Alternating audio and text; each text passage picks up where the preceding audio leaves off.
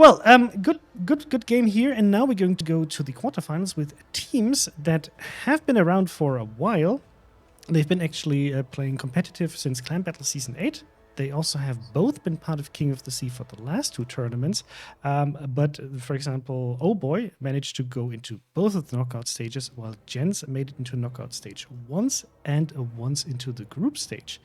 Both are very international teams, and I hope you've seen them before. They are very good clans. They have a different kind of aim for this tournament. While OHBOY has a very clear goal of we want to be one of the best 3 clans in Europe, so there's a clear aim to go to the very end. Gents just wanted to go as far as they can go, and maybe that's also nice to just say, hey, we don't have that much pressure to reach a specific part of the tournament. We actually just want to just have fun and beat everybody who's coming in our way to get to the throne. The first map is actually going to be played on North.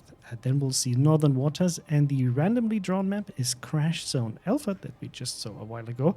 And if Mr. Conway could actually give us the ship bans, if they're already here, then we can take a look at what these teams definitely do not want to see. And I'm not surprised. So there is suddenly a wild Kleber popping up here. Somebody was not so fond of going against a wolf pack of these DDs. And OHBOY actually banned the Alexander Nevsky. What do you think about these bans, Payne? A lot of people say, why would you ban Kleber? You take a Marceau instead, but like the Marceau plays a very different role to Kleber. So like that's let's get that out of the way at the first. But once again, getting rid of the Nevsky ban, like Nevsky from a smoke screen is a very oppressive thing to be running into, and you just don't want to have like if you want to be running a pushing composition, a Nevsky farming down everything that you're trying to push with, it's just a very frustrating environment for you to be in. So just better just ban it out, and that way you can do all the pushing you want. What about you, Penguin? I'm totally with you there. Nevsky and combination with Smoke and DD is absolutely nerve-wracking, especially if you have 2 Nevskys. The Kleber, I'm a little bit sad that they banned the Kleber. I was hoping for some rushes again with torpedoes and close combat action, but yeah, I guess we have to see. There's a lot of other torpedo boats out there that can do the job. We just have to see. Yes, the first map that we're going to see is going to be North. That was actually the pick by OHBOY.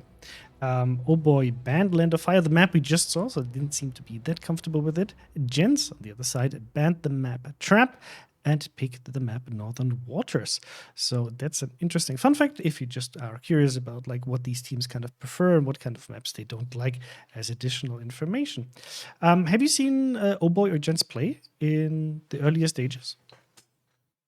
I'm unsure. Like it's got to the point now where the tournament's starting to blur into one. I can't remember what I've casted. I'm not sure if I've casted them this year. I think I have seen both, but I can't tell anything about the tactics. It's too far away.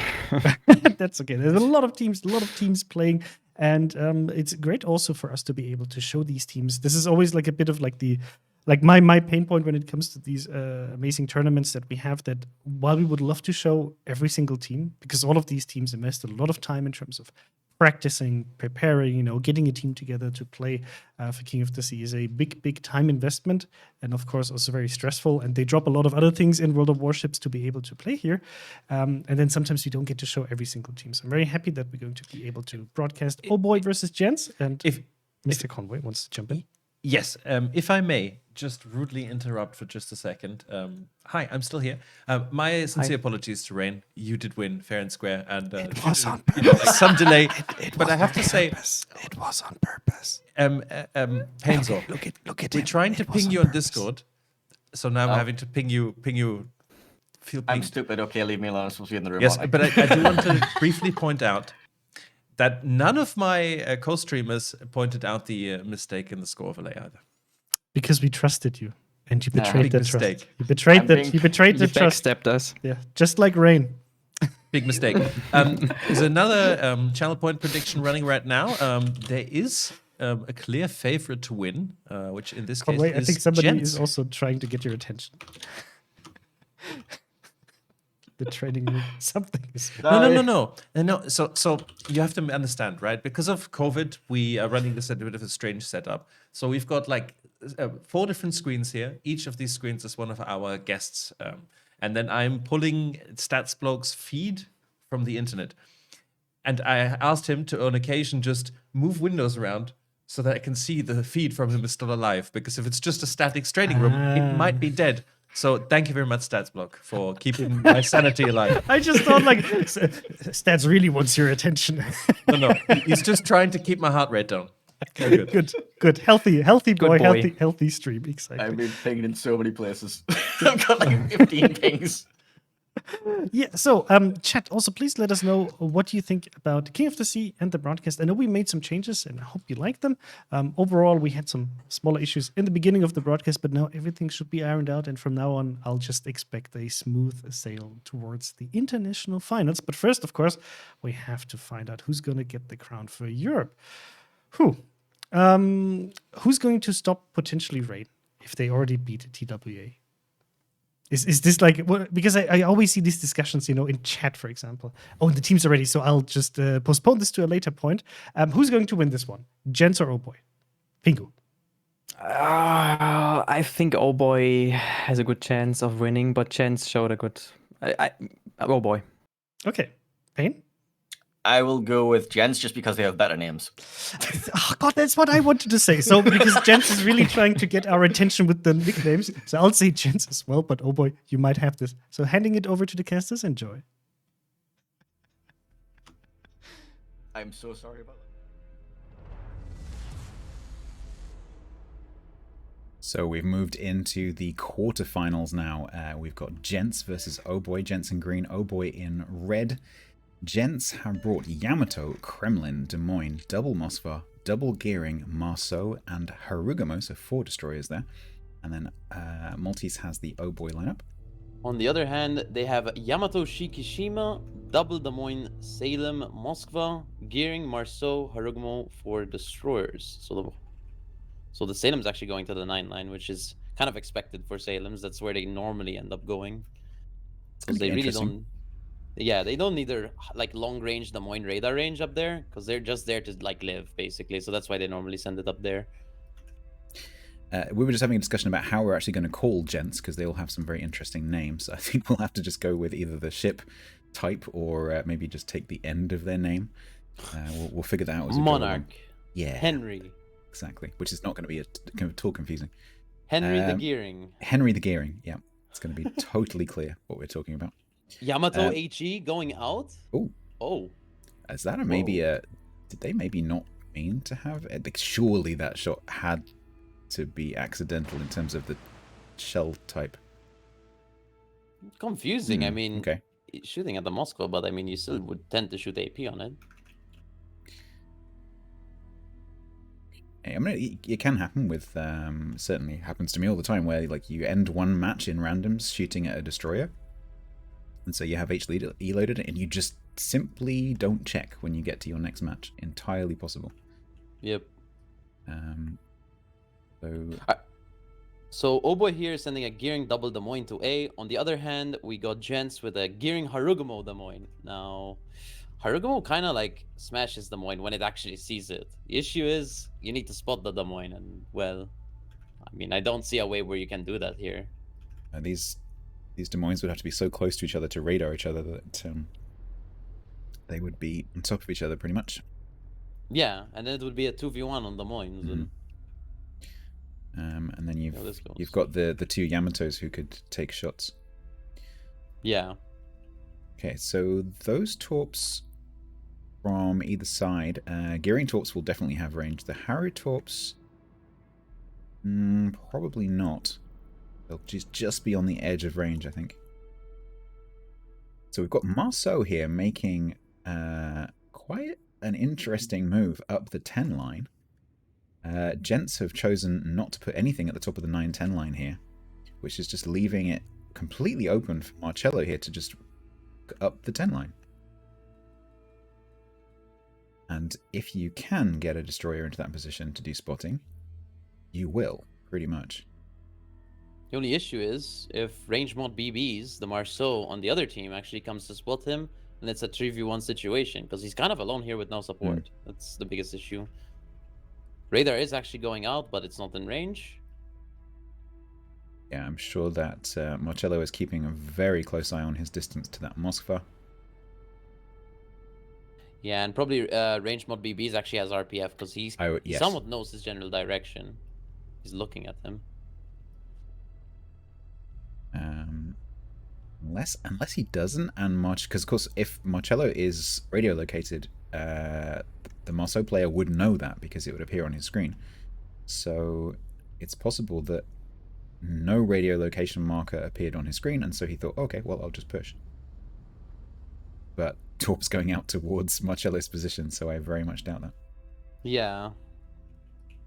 Torp's on Earth by Kremlin. Fire, yep. Gearing's gonna probably touch the B cap here.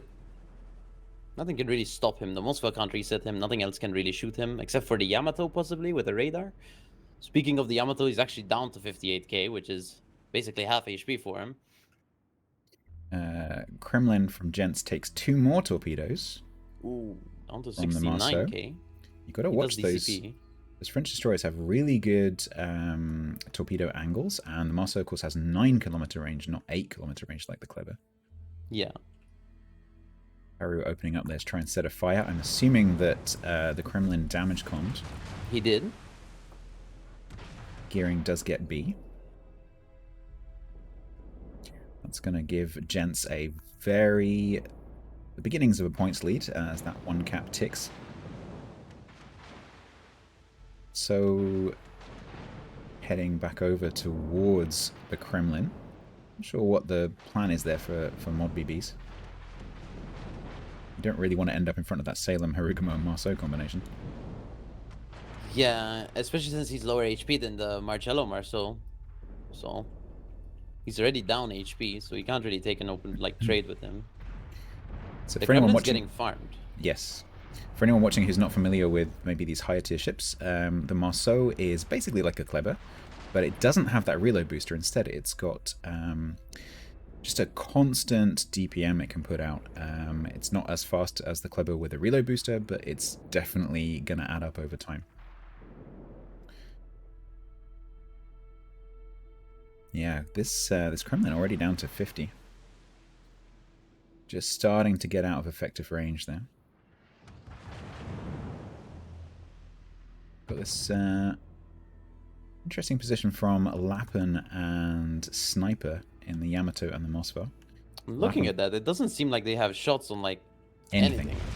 Maybe Yeah, I on mean, the Lemoyne across the map. but... Lappen even shooting the island just to demonstrate that only the rear turrets can clear the island. I'm just wondering, why is this... I guess the Moskva is pushed right up to try and extend that radar range as far as possible. Pink Camouflage eats 2 torpedoes on the A cap. That means he's down to 2k HP on his gearing, which is horrible for him. I mean, wait, Nerf our Humor, does he have radar? Or did he already use it on this gearing? He's 2k HP. You could kill him right here. Max is, I think, just going to take that torp. Yep, 1 on the nose. There's another one coming, but I think the flooding from the first one is going to just stop him. Nerf our Humor radar out to counter the radar from OHBOY. Does radar a bit late though. And he does get a shot on the gearing, does miss unfortunately. He's gonna take heavy damage here though, because it's a 2 Des Moines. Oh, he does kill the Pink Camouflage. Wow, okay. He might die. That gives Gents a massive advantage over here on A, where they have 4 ships effectively to OHBOY's 2. 2 that can't spot really, because they have at least Gents have destroyers. Oh boy, don't have destroyers here. The Des Moines are gonna be left in the open. Once the smoke is gone, of course, that's no more smokes for them. Yeah. And they have a Yamato staring at them. Yeah, totally balanced is definitely taking some damage there. Even Max is also being shot at. But Humor might possibly go down here. But can they trade with totally balanced? He's down to 8k. This Harugumo is gonna do heavy damage. The issue is keeping him spotted right now. Keep an eye on Sniper in the Yamato in the middle. He's pushing up.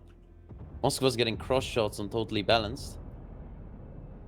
So while OHBOY are definitely losing this side of the map, they are absolutely pushing on the other side. If you just keep an eye on the minimap there, you can see they've got that line just rotating around. They do. They have both their battleships on this side. They do have a lot of pressure on this flank. Balanced goes down. He does. Max in full kiting mode here. Has snipers stopped pushing? Yeah, snipers just pushed up the channel and stopped. Trying to get shots over into that group where the Mossfire and the Gearing are. I think the goal here for OHBOY is to try kill this real son of Dad, the Moskva from Gents. I mean, he's the lowest target right now, and he's kind of crossfired by 2 battleships. So yeah, the Gearing has provided a smoke, but of course that smoke is stationary, and Son of Dad really needs to. he's spotted right keep now. moving. Ooh, Harugumo does Ooh. die to torpedoes from Marceau. Okay. Marceau torps, you never expect them. Yeah, you've got to watch that extra kilometer of range over the Kleber. It really does give you a lot more reach. Not only that, but Marceau has better detection too, so it can be closer to you whilst launching longer range torps. So. True. So real But real Son of Dad is in a situation here. I think he can possibly go dark though. I think can really spot him here, especially after the Harugumo just died. Bit of 7K. AP there from Shikishima, catches him on the stern. Down to 5-7. Gearing has torpedoed Sniper in the channel there at the Yamato. So currently, let's take a step back and look at the points. So currently, Gents are with the points lead, a big points lead, more than 300 points, and they will win. If nothing changes, they will win in 450. Points and kill advantage. Marcello is going to Touch B. move into B here. Oh, the Vega Sniper though gets torped by 3 torps. Yes. He's down to 7k. Running a heal and a DCP. Nothing can really see him right now. So he's fine where he is for a bit. It's a risky position to hold, though. Even if Yamato just drops a shot on his nose, that's going to potentially end it. Although, sitting on 20k, that's reasonably safe. Well, the thing is, Gents still win on 1 cap. So, Once again, that's funny that we've seen that in every single series. Seen that like 3 times now today. Yeah. Okay, there goes the Yamato. Yep, that's 10k from the Yamato. Ooh, and the Harugumo is going to start farming him. The DCP is down, so he's not going to... I mean, if he gets a fire, it's going to be perma. There it is. Does he actually not have fire prevention? He doesn't. He doesn't have fire prevention. No, I guess if you're playing the Yamato, you assume that you're going to be playing a little bit further back. Maybe this push was not intended. Yeah, definitely going to go down to that fire. Great torps there. That makes the situation even worse for OHBOY. Yeah, the torps through the gap from the gearing from Stanton were really good. Now the Moskva's going to start being the main line of focus here, Lapin.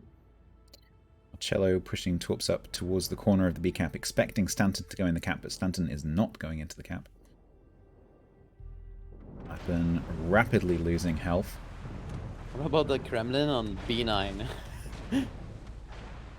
Yeah, this is not a normal position. This is a random battles position for a Kremlin, really. This is kind of where you would... Yeah, this is where you would expect to see... push, but it's just B9 Kremlin is a sight to behold, for sure. I wonder whether... I just wonder whether he's running Deadeye. With the look of that shot, I guess not. Yeah, even with Deadeye, I mean, Kremlin dispersion at long range is still going to be terrible. Yeah. He does get crushed by the Shikishima. I think he got like 20k there by the Shiki. Shiki super high alpha shells. Yeah, compared to Yamato. Salem is going to start raining that HE down. More Shikishima shells coming across. Max goes down in the middle to gearing torps. Marcello is running at Henry in the gearing, but he'll probably just smoke up and he'll be fine. So they have 4 minutes to contest something or get a kill. So they can possibly contest A with the Marceau, but there is Yamato and gearing there to kind of stop him. This is such a risky proposition, and they have to do it, but if one of those Yamato shells lands, that's gonna really ruin your day, and there's a Moskva in range there as well.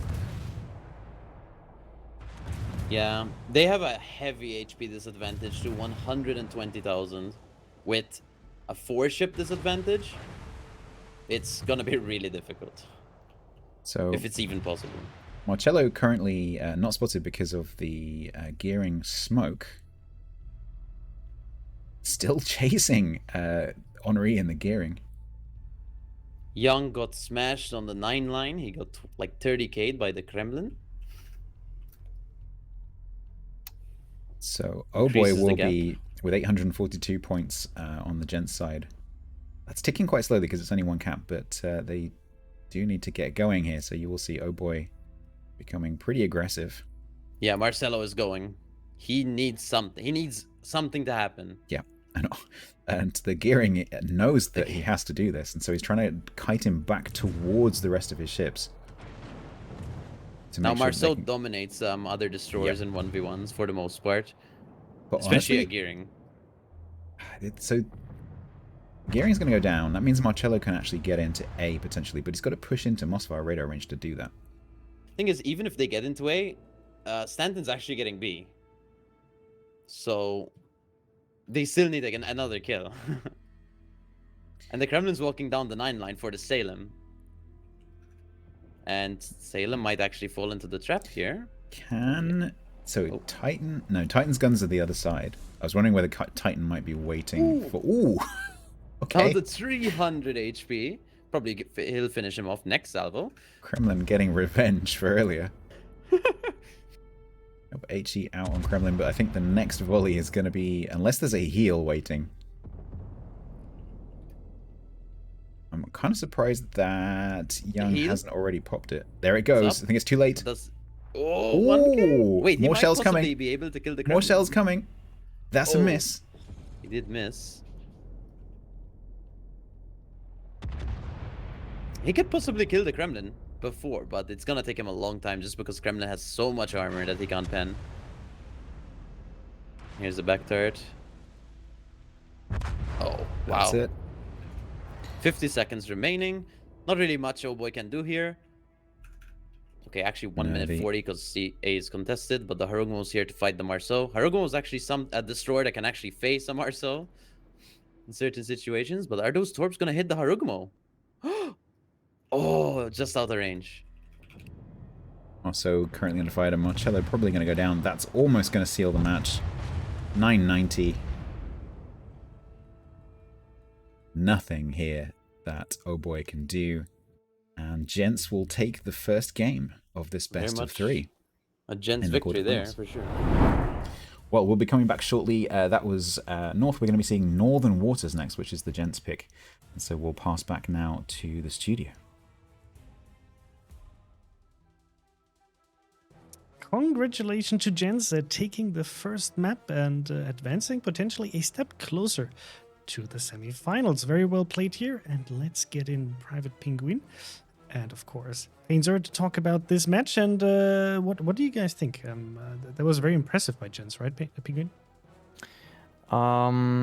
They did a really, really great job at using their DDs for their advantage, using the torpedoes, especially there, to pinpoint down one situation that may be a big factor of winning there for Gents.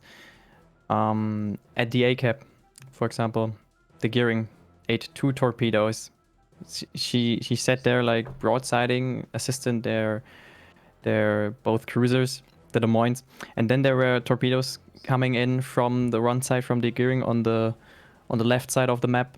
And the other Gearing that was leaving the A cap was on the way towards the B cap. He dropped some torps, and almost at the same time, all the torps came in and made it happen for Gents to almost kill the Gearing.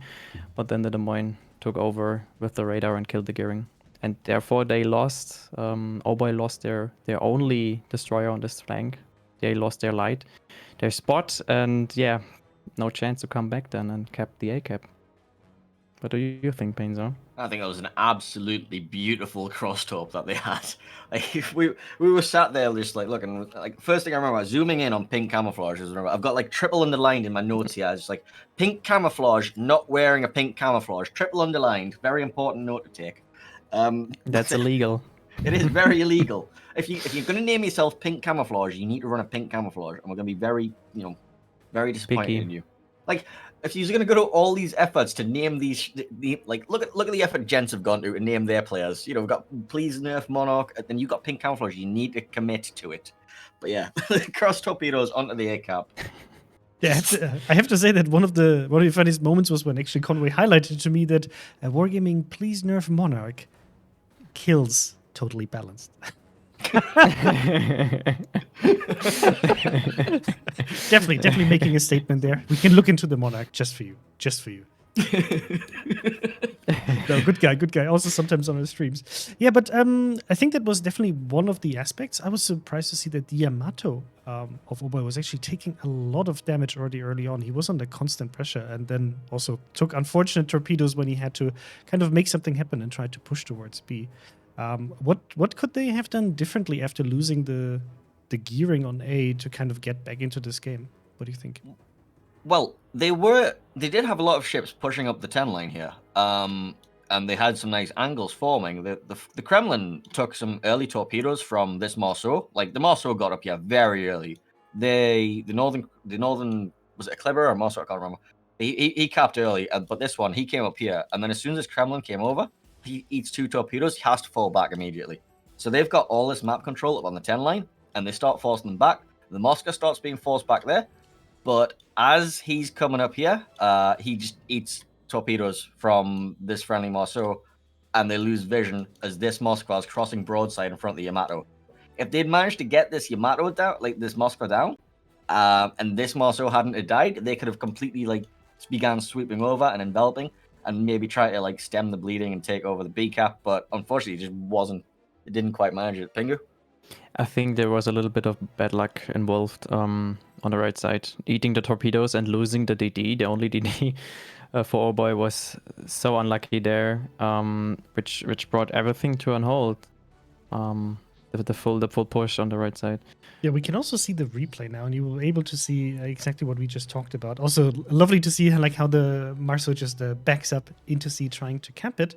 But that's also one of the downsides, of course, when you pick certain ships, like, for example, I think it was the Harugumo that was actually sunk by the Marceau torpedoes by Gens, that your ships have certain pros and cons. And if you pick something like the Harugumo, Torps is the ultimate enemy that most Harugumos usually run into, as we've seen throughout this tournament.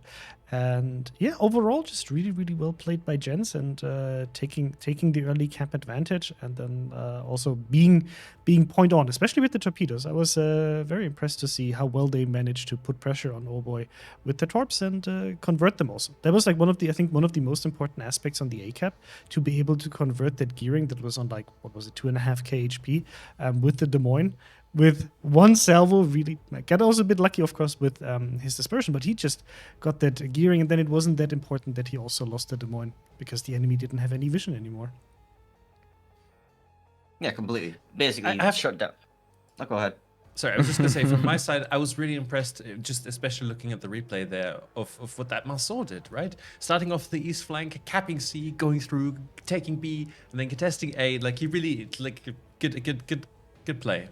Yeah, and he was Killing also the gearing. he was also not running the range upgrade, as far as I can tell, because while he was chasing the gearing smoked up, he was not spotted by either the battleship or the Moskva. So interesting pick, also with the part in mind that I want to cap, and if I have to take a fight, I don't want to potentially get spotted if the enemy smokes up, and kind of using that to his advantage, and just knowing that if I want to make something happen, I have to get that gearing, and just relentlessly following him through his smoke and saying, I'm here. You're definitely not getting away with this. But at the end, it didn't really matter then, of course. But you always have to, especially on matches of this level, you always have to try to make something happen, of course, as a team. But you always got to believe in the victory to still make it happen. Now, the next map that we're going to see is going to be Northern Waters, which is actually the pick of Gens. So Gens just took the map pick of OHBOY, but I have to say that I maybe it's just me. Chat, please correct me if I'm wrong. But I think if there's one map where teams love to take it off the enemy team, in terms of map picks, it's North. I don't know. On North, it happens so often that the team picks that map and then still loses on it. That's just something that gets my attention when I see North. That usually the team that picks it has struggled to actually turn it into a win. So, do you expect Gens to be as strong here on Northern Waters, or even stronger? I mean, it did depend a bit on the torpedoes, right? It was so. Do you think that OHBOY will have it harder to come back here, or just shrug it off and say we'll get back in here? I think it's very possible to go either way. Like these two very strong teams, as everybody at this tournament at this point is a very strong team. And Northern Waters is very even map, so like it's also a lot harder to create crossfire torpedo angles on this map than it was on the previous one. So we'll probably be less likely to see exploding gearings randomly. Or Des Moines, like we saw earlier, almost in the smoke. Well, there is On the a right very side. distinct possibility of seeing exploding Des Moines to torpedoes on the A cap. Like I've seen many Des Moines trying to get to that island and not quite making it. So we'll see if that makes it there. Will be interesting, yes, indeed. Yeah, and taking a look at the channel points, I think for the first match, it was pretty much the prediction that we're running in chat was actually pretty much evened out between OHBOY and Jens.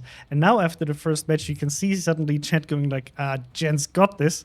3 times as many points are now in favor of Jens compared to OHBOY. But I'm sure that OHBOY will not give up easily. They're a very, very decent team, very competitive. And I'm sure they will have an answer for the next map. So I would personally expect them to actually take this off of Jens, despite them having a very, very convincing lineup of names trying to get our attention with certain ships, which makes it sometimes really hard. Like I don't envy the casters in that sense. You're sitting there and you're trying to say this player is doing this, and all you see because of the cut of names is like Wargaming please boo or Wargaming please ner, and you don't really know who it is, and you kind of have to figure out Look on the map. exactly who's who, and then just call them Ori or something. But well, instead of going for the fame as the player name, you go for the message you want to send across. The Monarch is a very strong ship, I have to agree. I personally like it very much, but usually I see the opposite comments about the Monarch. I think that's a joke. I know. It's just like it's so funny to sometimes see what people want to showcase. While we're waiting for the teams to ready up, just a reminder. First of all, we have Twitch jobs running right now. We had an issue with the Twitch container itself. The missions were actually running very well the last week. So if you had any issues, please make sure that to double check whether you get your Twitch container. If you did not, you can contact our customer support and we will help you. And of course, we have the King of the Sea drop going on here on the channel and on all other channels that are broadcasting King of the Sea tournament. Now the teams are ready and are jumping into the match. I'll just give my current estimation for this match. I think OHBOY is going to take this one off of Jens. Pingu, what do you think? I will stick with OHBOY. Okay, OHBOY and Payne? I'm going with 1-1. Okay, so everybody's in favor of OHBOY here. Now Jens is going to be like, why do you hate us? We don't. But chat, what do you think? Who's going to take this one? We always love to see a last match in the series. So handing over to Statsblog and Maltese Knight. Enjoy it.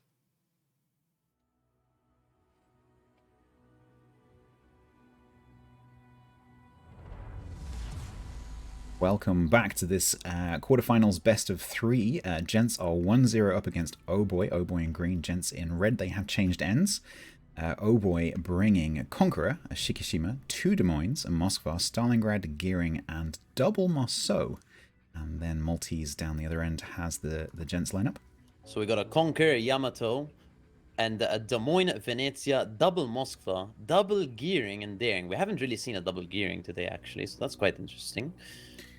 And it looks currently like they're both going the same side. It may be that one of them is going to operate around B, and one of them is going to operate around A, but we'll see.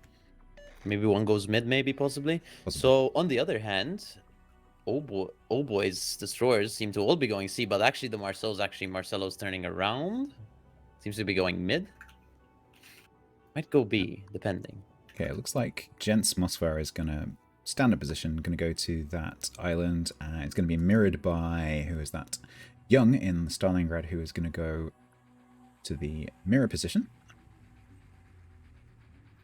Pepega Sniper swapped out of the Yamato. He's now in a Conqueror. Maybe he didn't like the Yamato last game. Maybe he's just more comfortable in the Conqueror. So, what we were saying last time, like Land of Fire, this map does also lend itself to cross-map shots, and this time the teams do have some long-range battleships. So we've got a Shiki on the OHBOY side and the Yamato on the Gents side to drop that AP over islands, find those cruisers. Definitely. Okay, AP from Stalingrad out against Venezia of Gents. Yep, finding home. 7k. It's good damage. That's at that range. That's a pretty nice shot. Stanton is actually smoking this gap here, so that this Des Moines, Moskva, Conquer can cross freely without a risk of Marceau spotting them or something. Also keeps a sense of secrecy on what they're doing on this flank. Yeah, that's a good point. Except I for, think of course, the gearing. you can expect the other team to be putting a destroyer into that position just to cap, but also inadvertently, just because they're there, they're also doing spotting. So yeah, you totally need to watch out for that.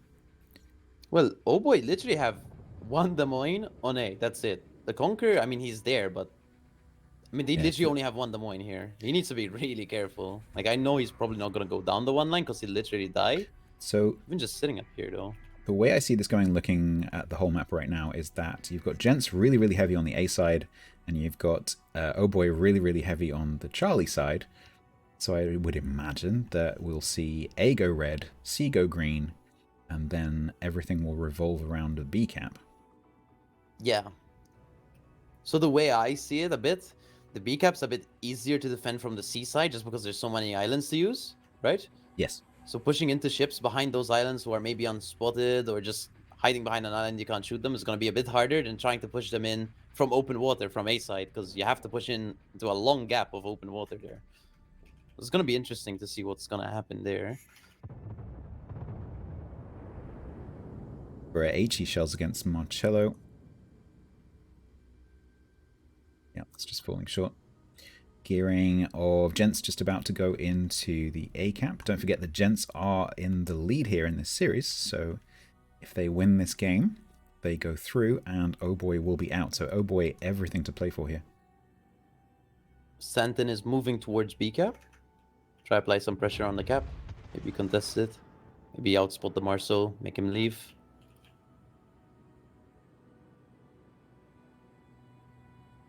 I think Camouflage is reversing heavily into here.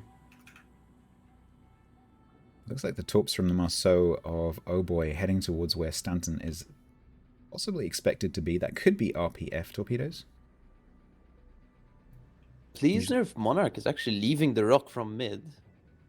Not sure why. Oh, yeah. Is he scared of a YOLO rush? Oh, could be, actually.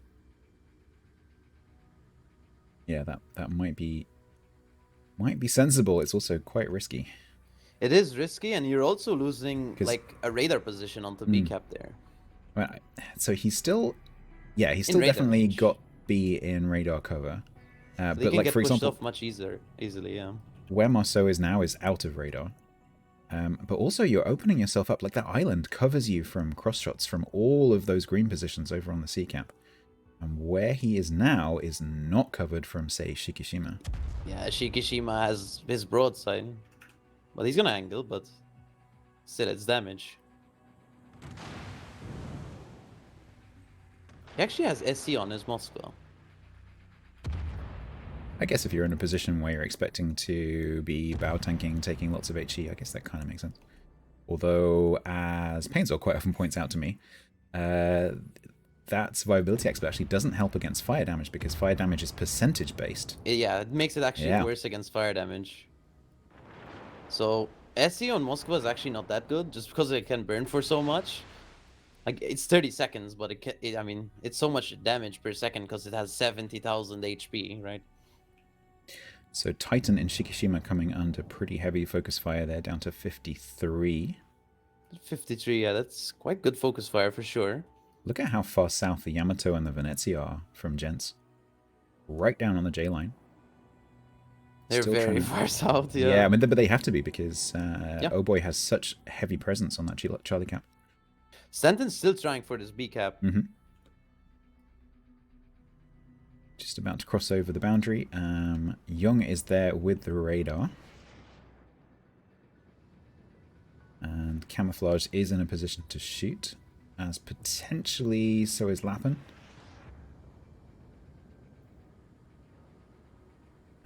Sniper in the Conqueror up the north has also probably got shots. Torps out from Stanton towards that gap where those destroyers usually sit. He's gonna contest. Is he radared? Titan in the Shikishima goes down to fire from the Conqueror. First blood being the battleship. Very unfortunate. Can he actually get this cap before the shells reach? Oh, he didn't get reset. No reset. Oh, he Yes. actually got the cap. Sometimes you actually do see splash damage resets where the shell doesn't actually hit the ship, but it splashes next to the ship, and the splash damage causes the reset. But we didn't see that there. Stanton actually, after getting the cap, paying with half his health. Down to 9-7. Just smoking to break contact. It looks like OHBOY actually are kind of trying to defend the top of A here, which I was quite surprised by seeing that just now. So we've got totally balanced still on the corner of the island. We've got the Marceau pushing over towards where the Gearing's torps are coming from.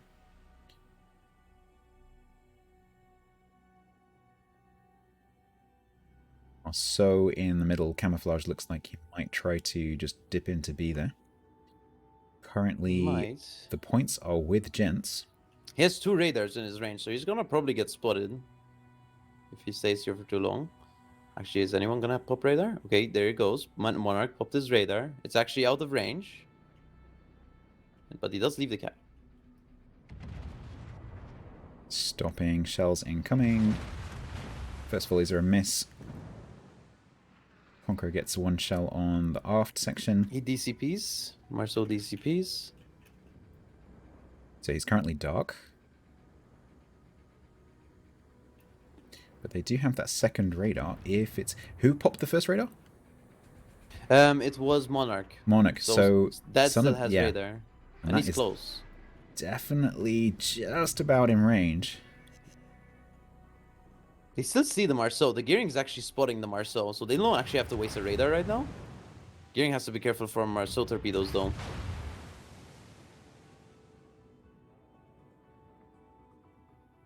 Des Moines is trying to play the 10 line here, trying to push down. I mean, we've seen this with Ben CV versus Rain, and where that Des Moines was chasing a Venezia Conquer. Yeah, just keep So, him busy. Keep Keep him him busy, yeah. Because if you look at where the Gearing and the Des Moines are, they're still in very central positions. Okay, they're over on the 10 line, but they're near the cap. Yeah. Whereas the Venezia and the Yamato are completely off the grid. Off the map, yeah, but at least the Yamato can still try to get That's shots true. and stuff, I guess. And The I one suppose can't really assist too much. Venezia is pretty good at range as well, but it's not a good position for map control. No.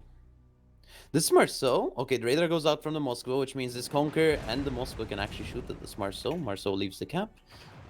Meanwhile, Lappen in the Moskva, just behind Camouflage, is taking quite a lot of incoming. Just manages to reverse behind the island, down to 20k. Camouflage taking more shots there from Thunderer in the Daring. Daring using AP against the broadside of the Marceau. Daring with its Torps out on improved Daring. AP pen angles. He has a gap. Yeah, that Daring is totally fine, I think. Yep. Okay, so points still with Gents here with the 2 caps. 3 minutes 50 on the points clock for their win. And that, of course, would win them the series.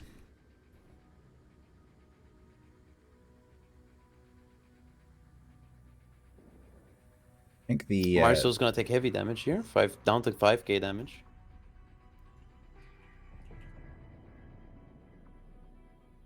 So OHBOY have to make a move. I think they were planning on doing something maybe over on A and then decided, that's not going to work. They are now moving that group above A back over towards B, where I think they're going to try to do something with B. Fortunately, I think that was going to revolve around Camouflage, who's now on 5-3. Yeah, they're trying to bring Marcelo in because he's 12,000 possibly. He's a bit healthier. He could probably run at the island, maybe contest it. Okay, Camouflage has started to run towards B, staying very close to the south side there to not get spotted by Stanton. Might get spotted by Thunder though, by Daring Thunder. And the other Marceau, on the north side of B, they're definitely going to try and sneak both of these Marceaus into that. Marceau end of the cap. spotted. Daring is also spotted. Can they trade pink camouflage for Thunder? Ooh, Oh, Lappen does Lappen go down. goes down. That is not good news for OHBOY. Not necessarily because of the ship loss, but definitely because of the point loss. Daring is still using AP on this angled Marceau. Daring might actually die. Camouflage. Ooh, SAP from Venezia at very long range, just missing.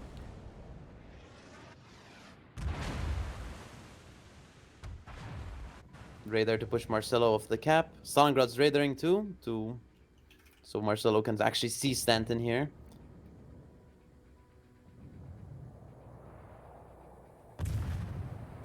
Whilst Marceau can do a lot of damage to a destroyer when it's close to it, when it's further away from it, it's a bit harder. Oh, Stalingrad does punch the Stalingrad gets him. gearing, Yeah, Stalingrad's shells work a little bit differently from Marceau's. Yeah.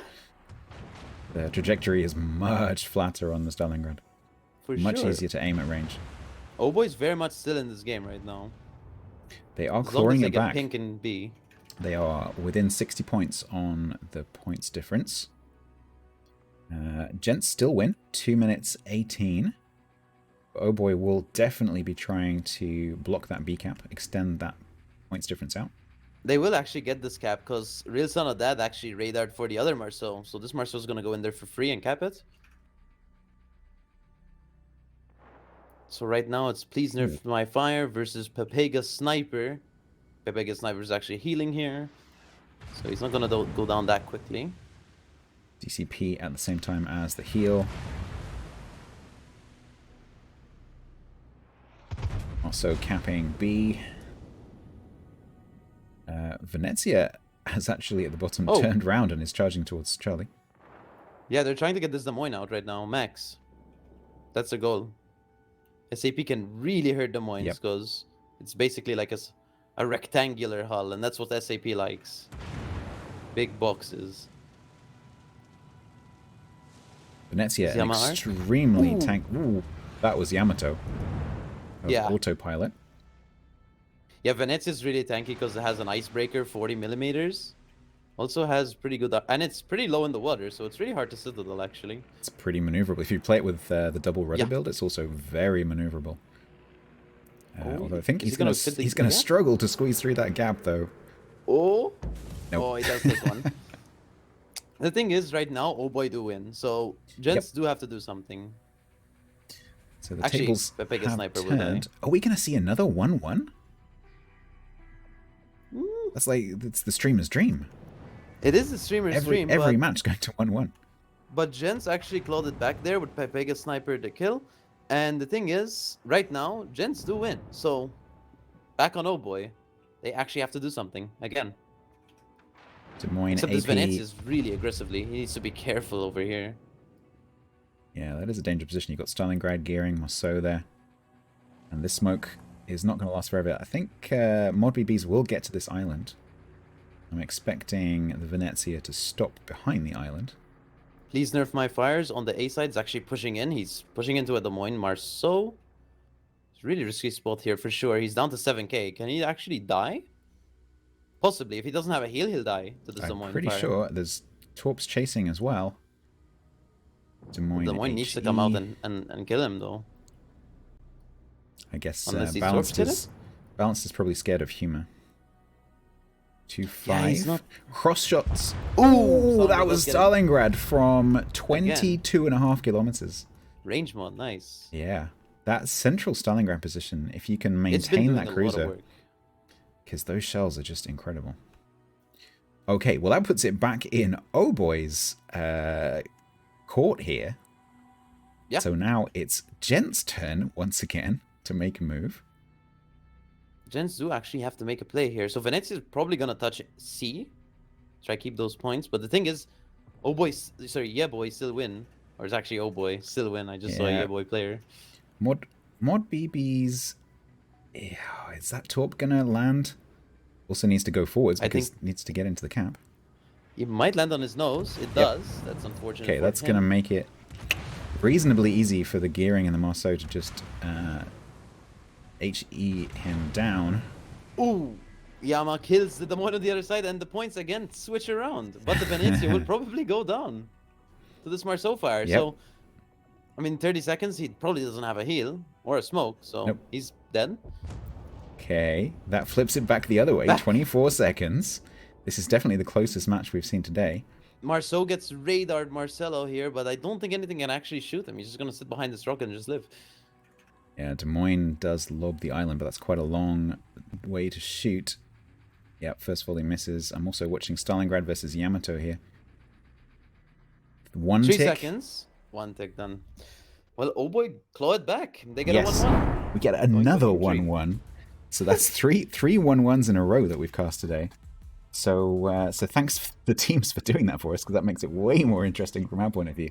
And we will be moving into a 1-1 playoff once again to decide who goes through. Will it be Oh Boy or will it be Gents? We'll be coming back on Crash Zone Alpha after some analysis from the guys in Prague.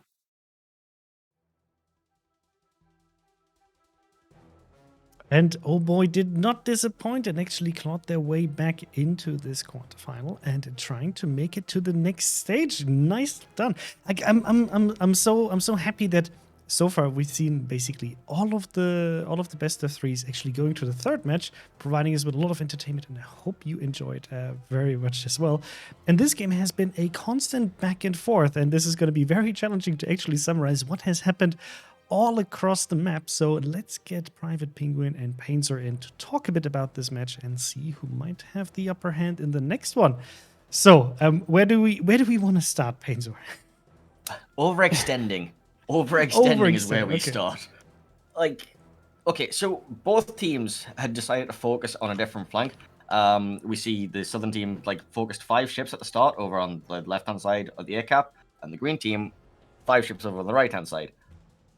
And then both teams kept pushing their ships forward and pushing their ships forward. Right at the start, we saw the Shikishima as the first one to go down, just pushes himself in, gets himself farmed some more, gets himself farmed some more. Me and Pingu are just sat here just like, why is that Shiki that far forward? It's like, Pingu? I actually have no clue. I think there was a call to push on this flank because they had the advantage. And I think the Shikishima took it too seriously and just went full YOLO. And I don't know. I mean, he tried to hide behind this small island inside of the cap, but there was a crossfire going on, and he just got farmed down. He were not even able to use or make use of all his heals. So that was a misplay there, I think. But it was such a dynamic game after that situation, because on both sides, both teams decided to start pushing and engaging and dealing damage as good as they can. It turned clockwise on the map, the front line. It was really hard to follow because every second on every part of the map something happened. Yeah, absolutely. If you think about like how both of the teams positioned, with Jens rather focusing on A initially and then trying to get B back, after Oh Boy actually managed to get, of course, with the superior numbers, getting C early on and also sneaking in B. The Jens Destroyer actually trying to cap B lost 50% of HP. Like, he actually got into the cap and almost out of the cap with full HP, but then towards the end he did have to pay the blood price when it comes to the cap.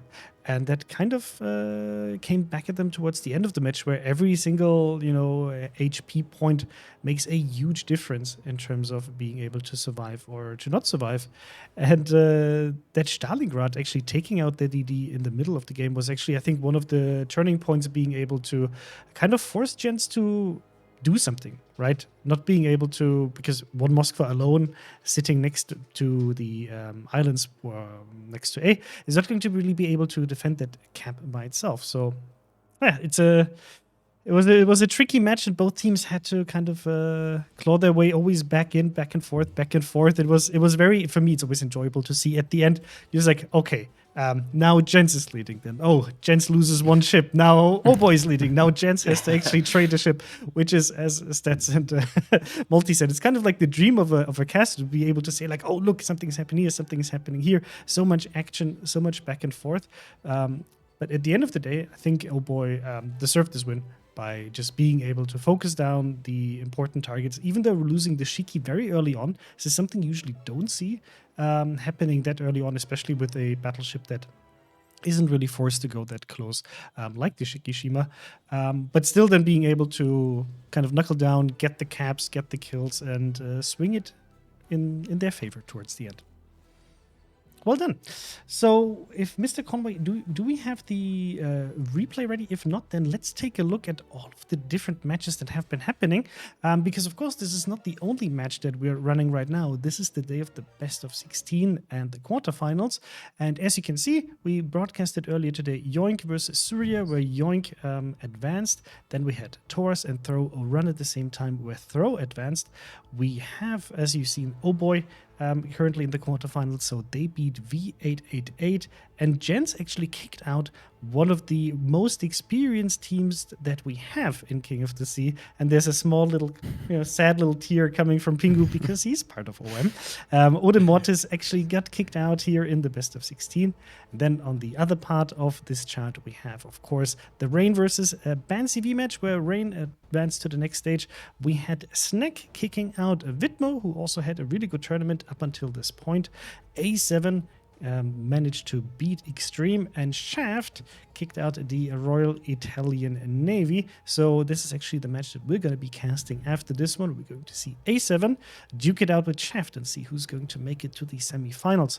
So I hope this brings you up to date to the current state of things for the EU King of the Sea 12 part, and then we'll have the last but hopefully not least entertaining match between OHBOY and Jens to see who's going to advance for their match against either Yoink or Throw. Good. Okay, so the last map that we're going to be seeing today from both of these teams is going to be Crash Zone Alpha. It's going to be, if Mr. Conway can show it, yes, exactly, where we're going to see these teams. Just as a reminder, what ships did they ban? We have the, oh wait, actually, let me go back to select the right team, because I was always taking a sneak peek at A7 versus Shaft with what kind of things they were actually banning.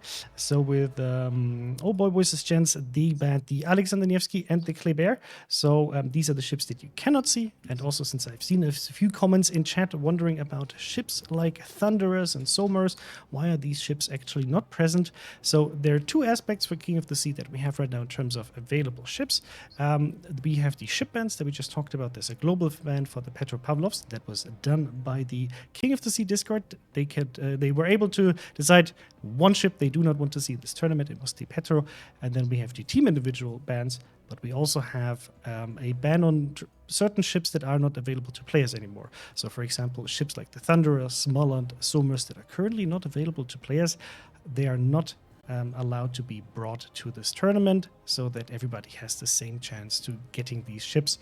And usually we also have an introduction period of new ships that there needs to be at least 6 months of a period where people can actually get their hands on ships before they are allowed to be brought to King of the Sea. Yes, quick note from the off. This applies only to Research Bureau's ships. For regular Tech Tree ships, it's one full update prior to the start of COTS. Perfect. Good. Okay, so then let's jump into the last match. The teams are slowly but steadily readying up. So, Pingu, what would you expect on Crash Zone Alpha from these teams? Anything special? Anything close to what we've already seen from, for example, Rain versus Ban CB? I think we can expect something happening in the Bravo Cap again in the middle on the island. Maybe a DD laying a smoke for some ship, a radar ship, especially because it can hold the entire B cap and provide spotting there. We have seen ships trying to hold the south, the A cap I think it is, hiding behind the islands, pretty close to each other, shooting the opponent ships on the map, the islands between A and B. This is especially a good spot for a Stalingrad, for example. But I'm not quite sure what they will come up with. Okay, and we see that they're ready to go. So let's do quick round. Who wins? I say Jens. Painzo? OHBOY. Okay, and Pingu? I'm for OHBOY. Okay, so chat, let us know who you think is going to win. And with that, we'll hand over to our casters and see who's going to advance to the semi-finals. Enjoy.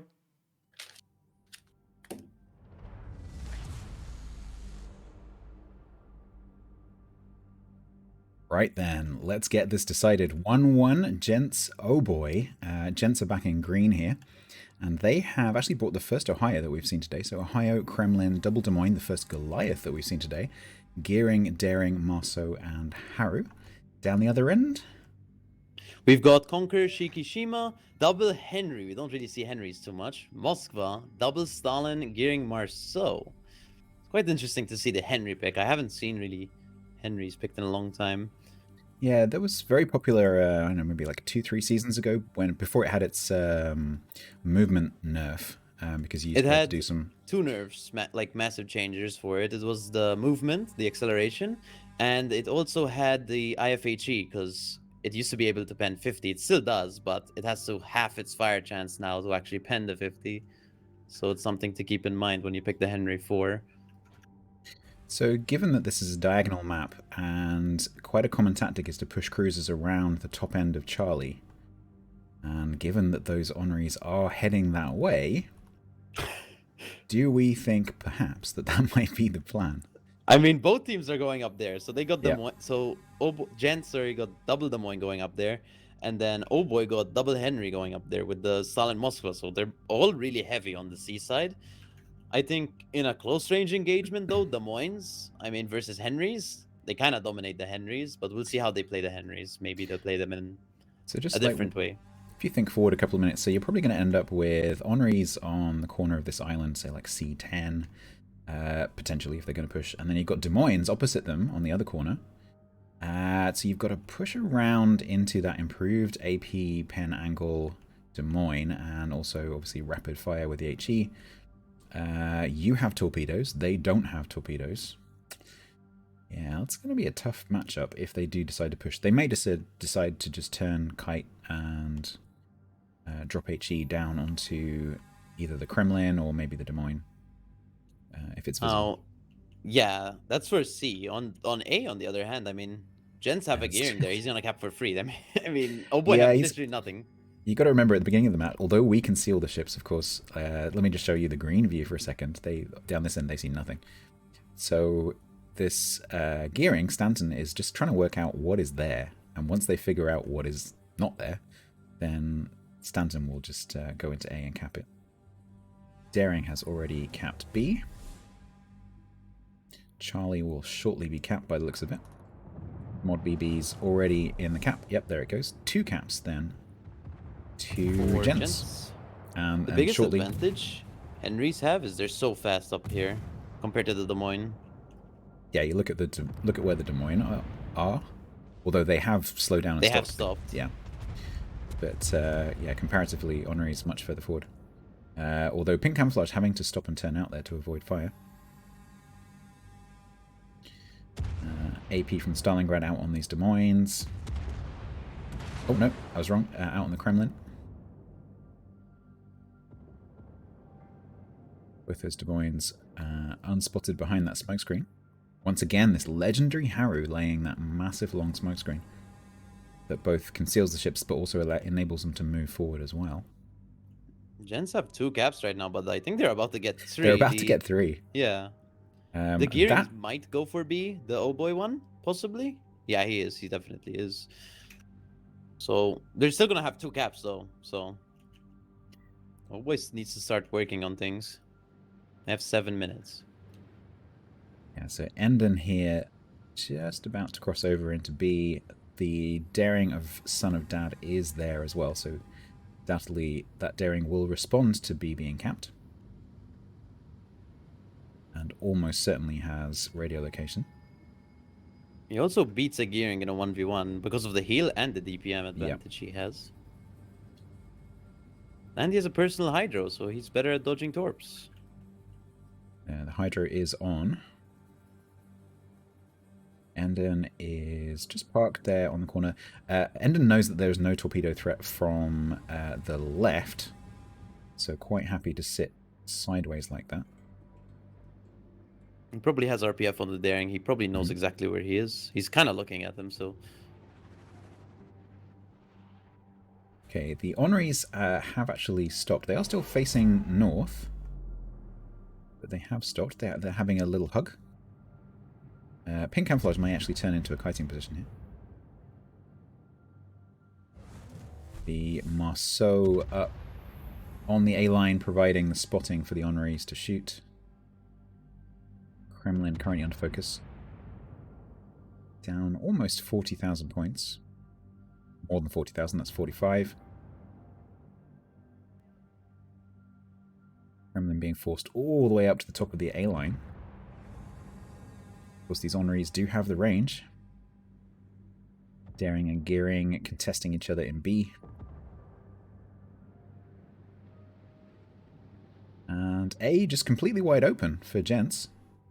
So that is going to keep ticking. There's not much that the Stalingrad and the Conqueror can really do about that right now. Nope. I mean, they can't really push into a Gearing or Gola. I mean, they can, but they're going to lose HP for it. And they might lose the Stalingrad for it. So they don't have a Hydro. Mm.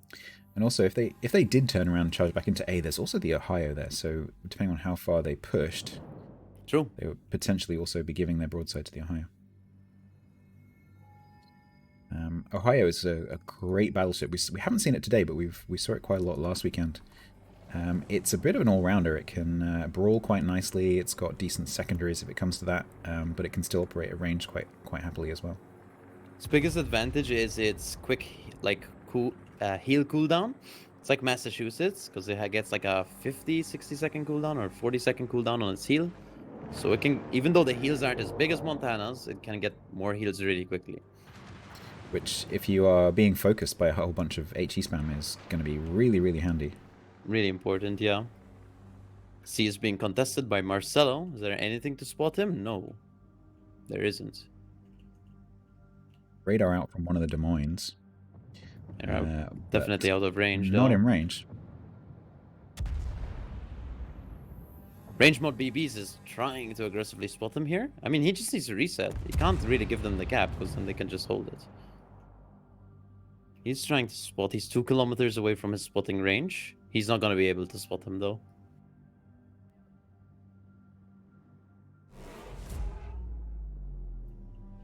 Oh boy, do have 2 caps, but one of them is contested.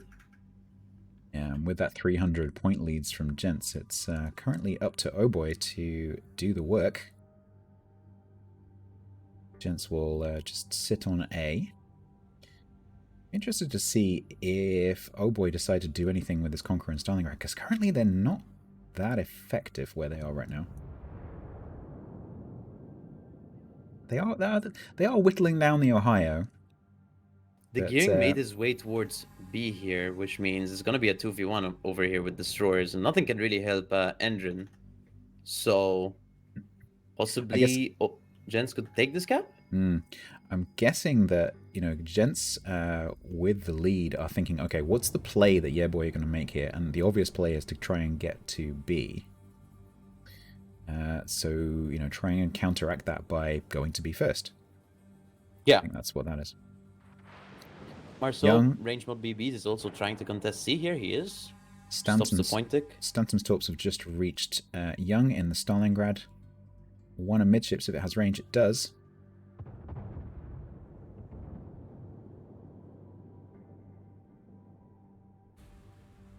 Okay, Gearing of Enden is starting to come under fire now. By Daring. Daring takes a little chunk in return. Autopilot in the background of the Ohio is down to 35. 35, and he's still bow in. I'd probably want to turn around there. I think he's gonna think about doing that soon. Yeah, you want to turn into a kiting position. Just make sure that you can get away, break contact, get if you've got a heal queued up, or especially if it's on cooldown, make sure you can get that heal in. Torps from Stanton out Enden's position. Enden is moving towards them.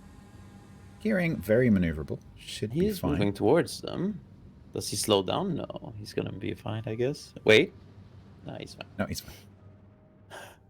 The thing is, we can see the torpedoes. Obviously, the destroyer player can't see them, and so we're thinking, "Oh no, don't slow down." But of course, they don't know. But these destroyer players are so experienced. They kind of you end up having this almost like spidey sense for when there's going to be torpedoes coming. Okay, over on the other side, up on Charlie, shots being exchanged, totally balanced down to 47 in a kiting position. Marceau's contesting that cap. So both B and C currently blocked, but of course, Gents still do have that points advantage. So as long as they hold on to A right now, it doesn't matter if B and C are contested. They will win. Yeah, I think we're starting to see a turnaround here from OHBOY with the Conqueror and the Stalingrad. Henri has joined them. This just shows the speed of the Henri, right? So this Henri of Max, a minute ago, was all the way over there with pink camouflage. And has now literally joined. Now. Yeah, literally joined Jon. Literally joined, yeah. He's beached up on him. He's stuck because of the Stalingrad hull. Yeah, sometimes you can actually get your armor plating stuck on, a friendly ship. Okay, once they've freed themselves, they will get going and follow the sniper, the Conqueror, back towards A. It looks like this might be the move. OHBOY need to get some advantage here somehow. Yeah, they're trying to go back towards A here with 3 ships. Yeah, it's possible now because the Ohio's really low. Yep, they've got to leave Enden in the cap to block because they really don't want any of those more points to be coming in. For Gents. Torpedoes on Sniper? Nope. He dodges. He does dodge out those Conqueror torpedoes. Very maneuverable, even for a battleship.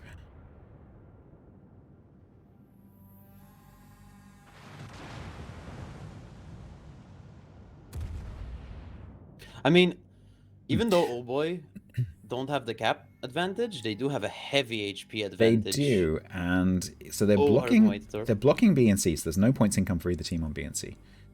If they can get into A and kill the Ohio, drive off the gearing, if they can get A and start getting points income on A, they might be able to catch up, given that there's 7.5 minutes left on the game clock. Not sure. We'll have to wait and see how the points clock looks if they manage to do that.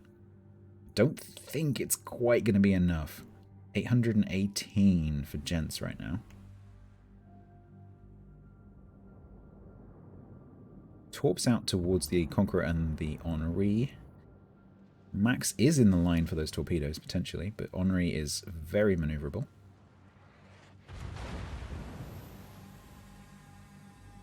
Heading straight for one of those gaps. Yep, Max is just fine with those torpedoes.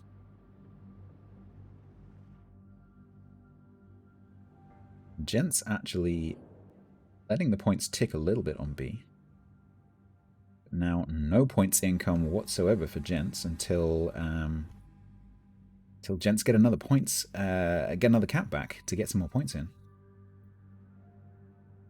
Currently, B and C are both contested, so Gents are now stuck on 840. 840, but they still win right now. They do, which is so we've gone from winning with 1 cap in the last 2 series to now potentially Gents winning with no caps. We'll see what the points. Yeah, we'll see what it looks like when eventually OHBOY manage to cap 8, assuming they don't keep getting reset, which is possible. Conqueror gets reset. Okay, 2 caps contested. Marceau has had to leave Charlie, I'm guessing, because of spotting. Yeah, range mod BB's in the background there having to leave. Guessing that was Stalingrad radar, but no doubt mod BBs will turn around and go straight back in again because they really need to keep those points blocked.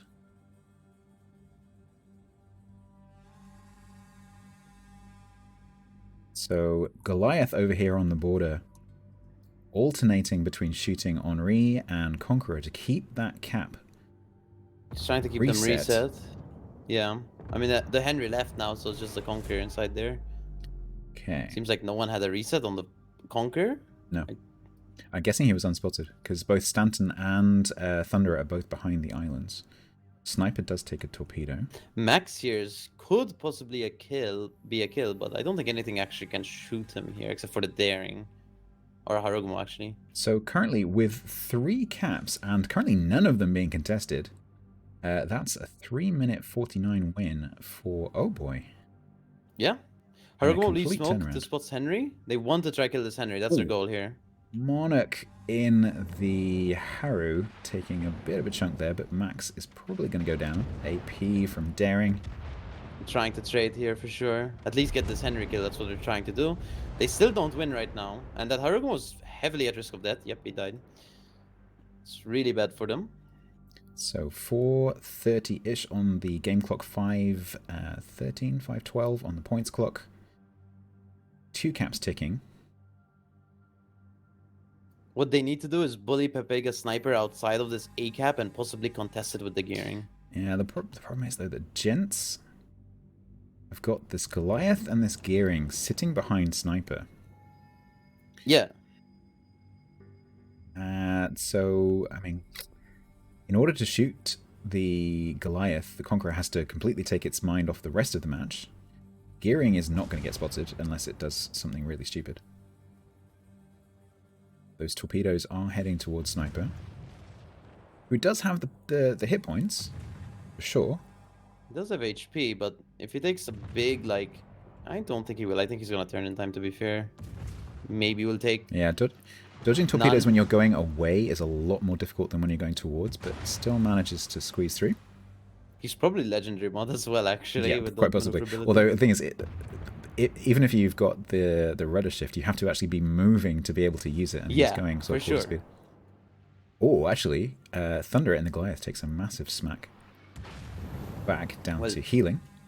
2 minutes. They need kills. But where's the kill? Where is it? Conquer? Yeah, they can probably just about get Stanton into the cap, but he is going to have to go into Young's radar range to do that. And an HE volley from the Conqueror is not going to be pleasant. They can maybe get the Daring into the B cap, but the gearing is there.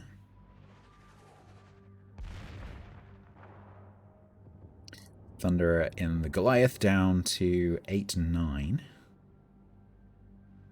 Okay, I think they just need 1 kill, but there's... I mean, the Stalingrad, I guess, is possible. Yeah, They have such an HP disadvantage, though. 200,000. Those Henrys, man. Goliath over here needs to be super, super careful because losing a ship right now is a massive points difference. Endon in the gearing, under fire from Son of Dad in the daring. Pretty similar on health. Gearing smoking up. I'm guessing that's the Stalingrad radar. Yep, you can see the little green emblem above Young's head there. That means Dad's gonna die here. Okay. That's 1:30 on the points clock for OHBOY. 40 left on the game clock. That's now, it's a double kill, so that's now 9:30. Conqueror is going to go down potentially. Pepega Sniper.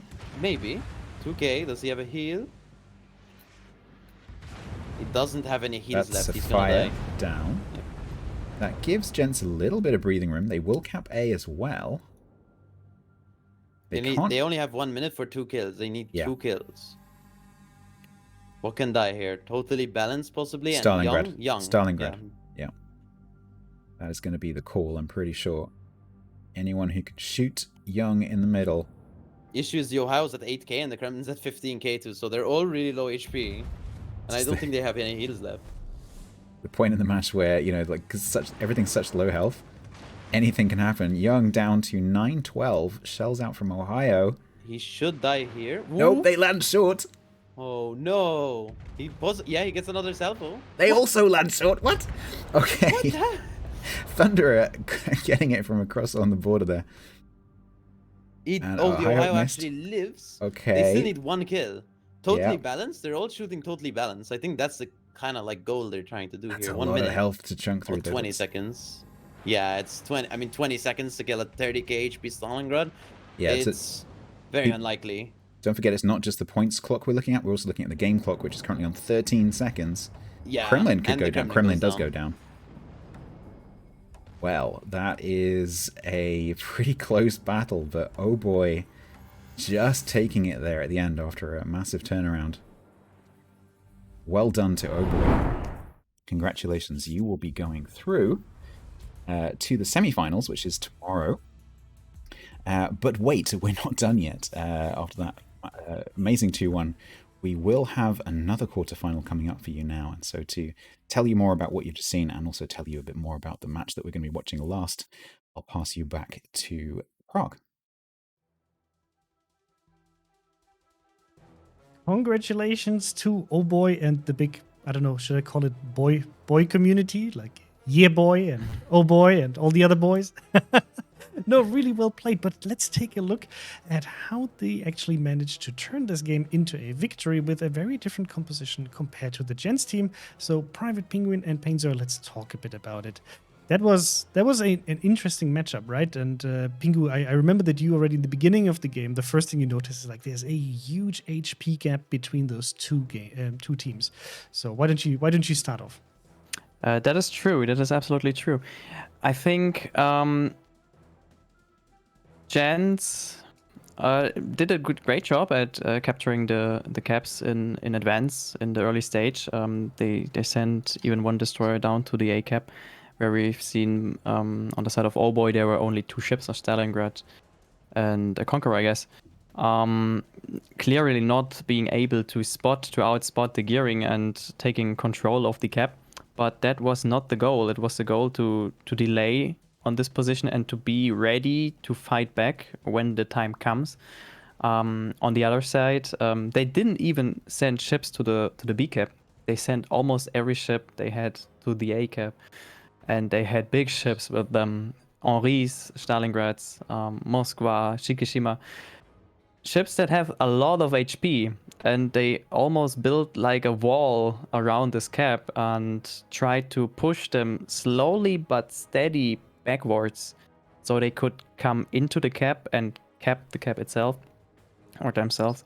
And I think they simply traded better with their HP, and you could see that over the entire match that they always had more HP. Gens had no chance to come up with something to make this gap smaller. And in the end, the problem is if you have always less HP than the enemy, you can't just come back and push forward. There's no pressure behind it because your ships will die. That's my point of view there. And Painzer, what do you think about the tactics? It was simply a matter of how much they managed to bleed the enemy team for points.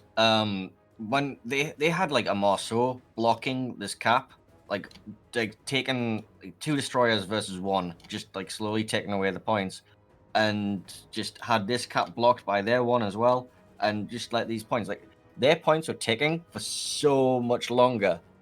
Just like, despite not owning the caps, they just used this time to farm down this wall of ships here with the points ticking till eventually they were bled so dry that once OHBOY moved into all of the caps and took all of the caps, there was simply no health left for a counter push for a Gens to get back into the game.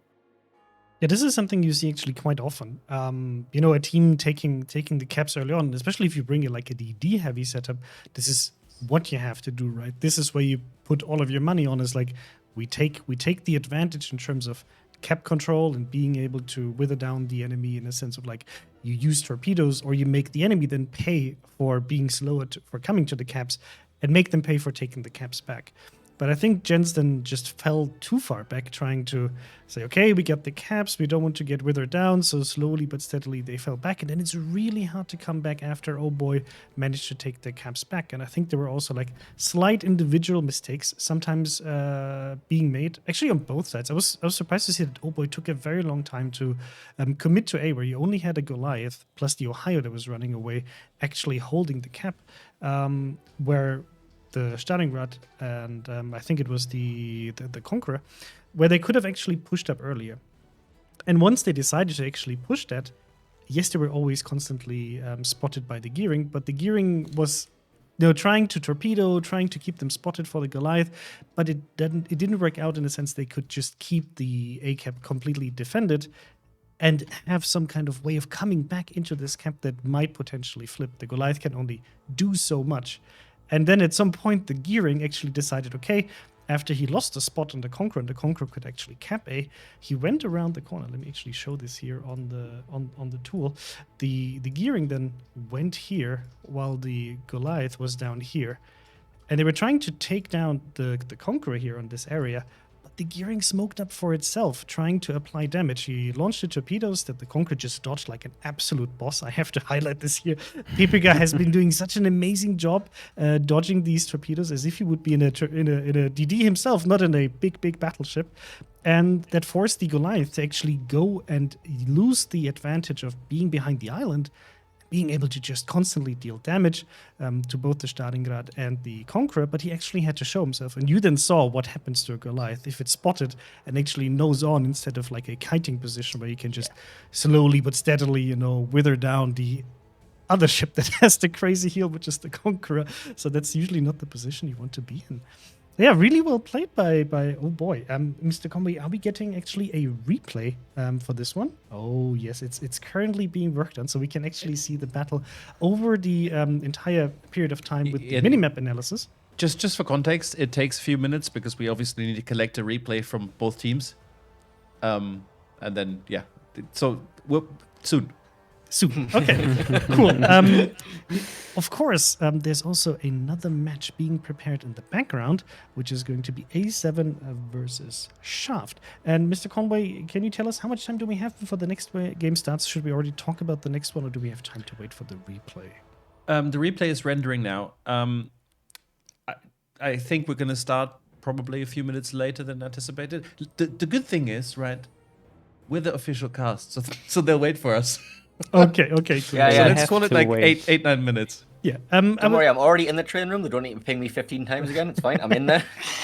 I always feel bad for making teams wait because they're all just sitting there like, can the guys please shut up and now make us play? We're just trying to wrap this up here, and then we'll actually talk about these two next teams. But it was very cool for me to see how Jens tried to leverage the Goliath and put it into an interesting position, because I didn't expect it, to be honest. It's just that they didn't manage to apply the damage they needed to make Oh Boy really pay for every single meter closer to the gaps and for being able to take back the gaps. That's just the important part when you play for that. Like every ship is going to see almost every ship there from Oh Boy. Yeah, and you can see both of these forces clashing over there, right? And Jen still walks away with like, hey, we're going to be able to take the two caps, but the gearing of Oh Boy was able to then cap B, of course, then that locked down the daring, being able to kind of at least not make sure that these points are not going to tick for Oh Boy. And then they had to deploy a second gearing to kind of get that other gearing out of the cap. And up there at sea, I think this is where the biggest issue was, that they had all of these numbers there, even Jens having so much firepower over there, but not really being able to get that cap back and just killing that Maso. I think killing the Maso would have really made a huge difference for Jens. Definitely. If I may point out from my side as well, I think it's really sad that they let the Conqueror cap at the bottom. Yeah. They should have kept a it misplay. reset. Yeah, I think the gearing might have simply not realized that he's the only thing spotting that Conqueror. Because the Ohio was simply too far away. The Ohio was hanging on by a thread for like half of the game, and he had to go up north towards the B sea line even just to be able to stay alive. And that means you don't have the vision, and that means if you lose the vision only for 20-30 seconds, that can already make a huge difference in capping and